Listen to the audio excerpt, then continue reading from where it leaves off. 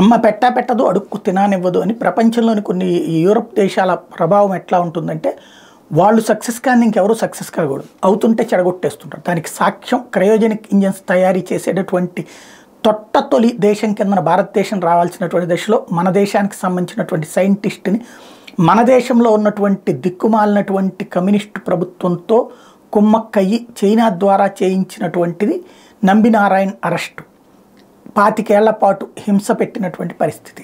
అట్లాంటిదే ఏదైతే చైనా మీద విజయం సాధించినటువంటి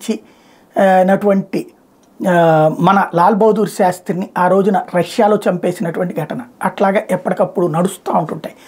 ఇప్పుడు అట్లాంటి పరిస్థితులు ఇప్పటికీ వివిధ దేశాల మధ్య జరుగుతూ ఉంటాయి. ఇప్పుడు రష్యాలో పుతిన్ శత్రువులు ప్రపంచంలో ఎక్కడున్నా లేపేస్తాం, ఈవెన్ నావెల్నీని లేపేసినటువంటి పరిస్థితి చూశారు. అట్లాగే ఏదైతే మన ఉత్తర కొరియాకి సంబంధించినటువంటి రాజుకి ప్రాబ్లమ్స్ క్రియేట్ చేసే వాళ్ళని ఎక్కడైనా చంపేయడం, లేకపోతే సౌదీ అరేబియా రాజుని ఇబ్బంది పెట్టాలనుకున్నటువంటి జర్నలిస్ట్ని ఖషోగిని లేపేసినటువంటి ఇవన్నీ అట్లాంటిదే ఇప్పుడు ఒక సంఘటన చోటు చేసుకుంది.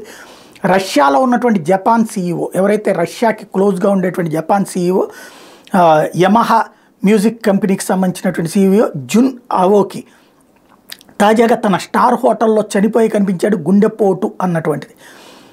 ప్రస్తుతం పోలీసులు అలర్ట్ అయ్యారు. కాకపోతే ఇది కావాలని చెప్పి అమెరికా ఏమన్నా చేయించిందా లేకపోతే రష్యానే ఏమన్నా వేరే కోణంలో చేసిందా అన్నది తెలియాలి. బట్ ఇట్లాంటి అంతఃపుర రహస్యాలు బయటికి తెలియవు.